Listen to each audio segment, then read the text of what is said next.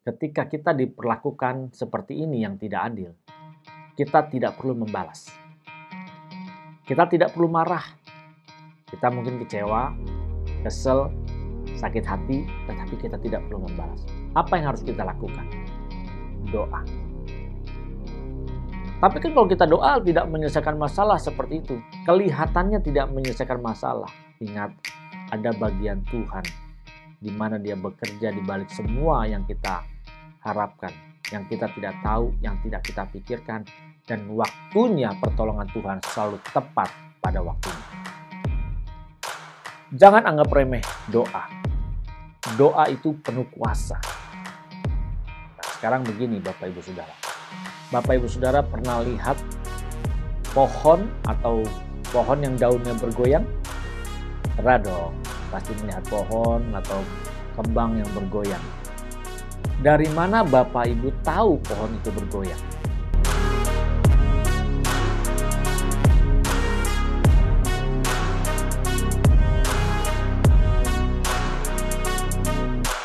Shalom Bapak Ibu Saudara yang dikasihi Tuhan dimanapun berada saat ini, salam transformasi.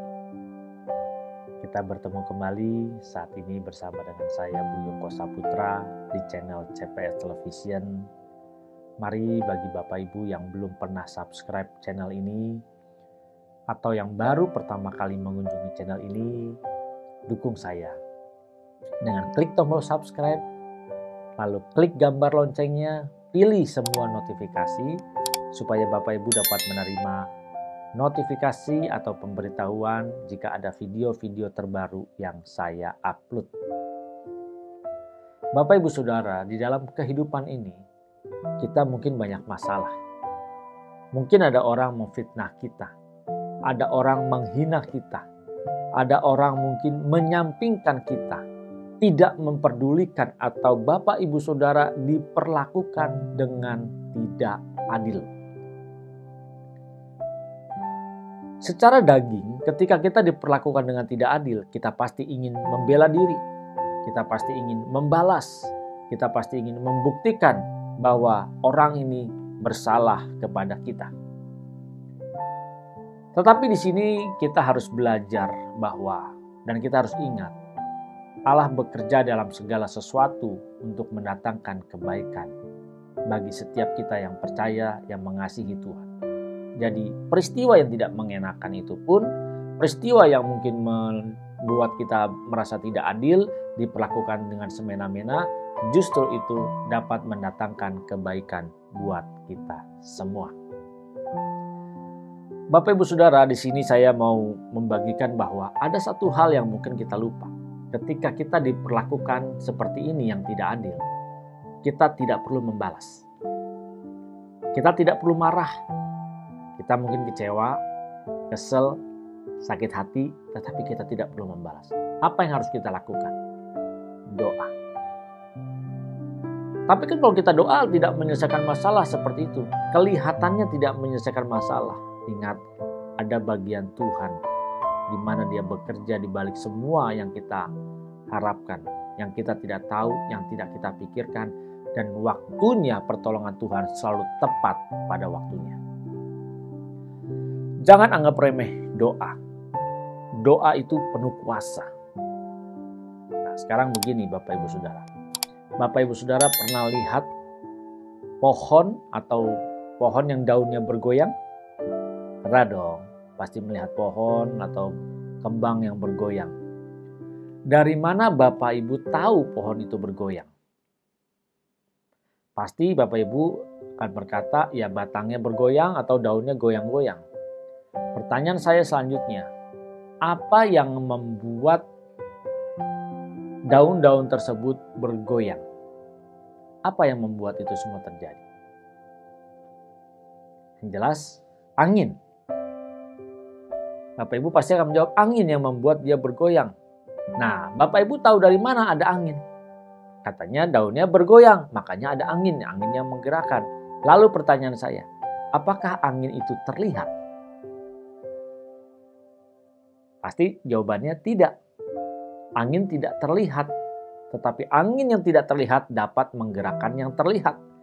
Angin yang hanya bisa kita rasakan dan tidak terlihat bisa menggerakkan daun-daun dan pohon yang terlihat.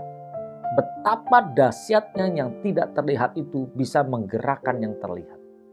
Sadarilah, doa orang benar yang didoakan dengan benar, dengan iman yang teguh, yang tidak terlihat oleh kasat mata kita, itu pun dapat menggerakkan hal-hal yang terlihat.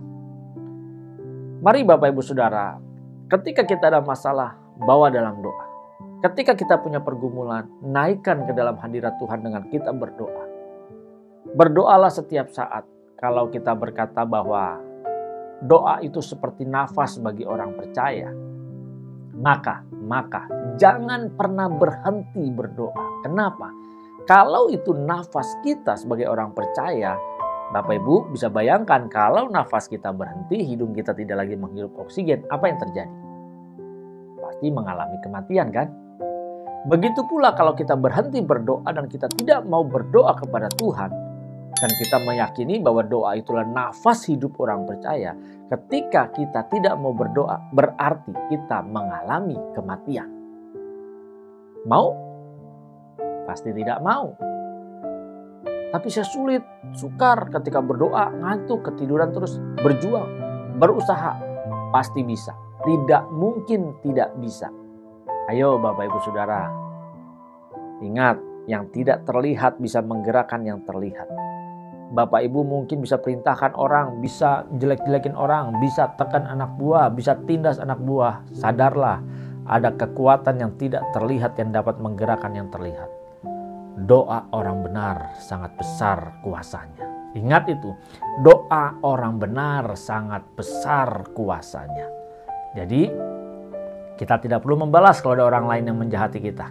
Kita tidak perlu membalas menindas orang yang menindas kita. Tidak perlu membalas memaki ketika ada orang yang memaki kita. Tapi belajarlah, Bapa, ampunilah mereka, karena mereka tidak tahu apa yang mereka perbuat. Tuhan Yesus sudah memberikan contoh di atas kayu salib, bagaimana mengampuni dan memohon ampun buat orang-orang yang menyiksa Dia. Sekarang tugas kita, ayo belajar. Gunakan kekuatan yang dahsyat ini. Gunakan power of prayer. Kekuatan doa ini yang luar biasa. Kalau selama ini kita salah, ya sudah. Yang lalu biarlah berlalu. Sekarang Bapak Ibu Saudara sudah tahu, dan kita sama-sama berjuang, kita belajar. Jangan membalas yang jahat dengan kejahatan, tapi balaslah dengan kebaikan. Kita bawa dalam doa, kita percaya Tuhan membuka jalan bagi setiap kita semua. Mari Bapak Ibu Saudara yang diberkati, jangan lupa berikan tanda like, silakan tinggalkan komentar, dan jangan berhenti di tangan Bapak Ibu Saudara berkat rohani ini.